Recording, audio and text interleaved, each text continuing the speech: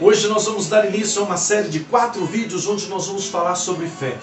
Vamos estar aqui falando algumas coisas importantes sobre fé. Mas antes, eu quero te pedir, se você ainda não se inscreveu, se inscreva no nosso canal, deixe o seu like, deixe o seu comentário, compartilhe os nossos vídeos, venha interagir conosco nessa plataforma, venha nos abençoar, ser abençoado e abençoe outras vidas com aquilo que nós compartilhamos aqui neste canal. Nós vamos falar durante 4 vídeos sobre fé. Nossa base está em Hebreus capítulo 11, versículo 1. Fé é a certeza do que se espera e a convicção daquilo que não se vê.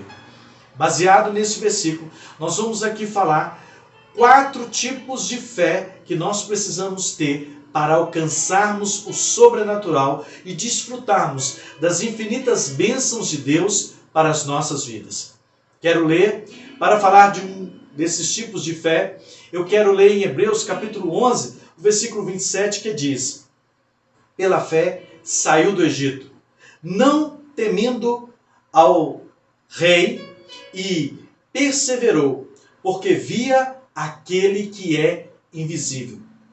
O primeiro tipo de fé que eu quero falar com você é a fé no invisível. A fé que te dá a capacidade de ver o invisível. Quando nós falamos desta fé, de ver o invisível, nós estamos falando do sobrenatural. Estamos falando de algo que está além da capacidade humana de mensurar, de dimensionar, de dizer até onde vai, onde começa e onde termina. Nós estamos falando do próprio Deus. A fé que te dá a capacidade de ver o invisível é a fé que te dá a capacidade de ver o poder sobrenatural de Deus e enxergar o próprio Deus. A Bíblia diz que Moisés, ele saiu do Egito sem se preocupar com a ira do rei, com a ira do faraó, sem se preocupar com os obstáculos, sem se preocupar com o caminho, com as dificuldades, com as adversidades que viriam, porque ele viu o invisível, ele viu o próprio Deus, ele conseguiu enxergar Deus. A Bíblia fala de algumas manifestações em que Deus se revelou a Moisés, como por exemplo na sarça, onde o fogo ardia e a sarça não se consumia, né? Um pequeno arbusto que queimava e ao mesmo tempo não queimava. O fogo estava aceso nele, mas ele não se consumia. E Moisés conseguiu ver, através das ações, através da manifestação do poder de Deus, ele conseguiu ver Deus, ele conseguiu ver o invisível.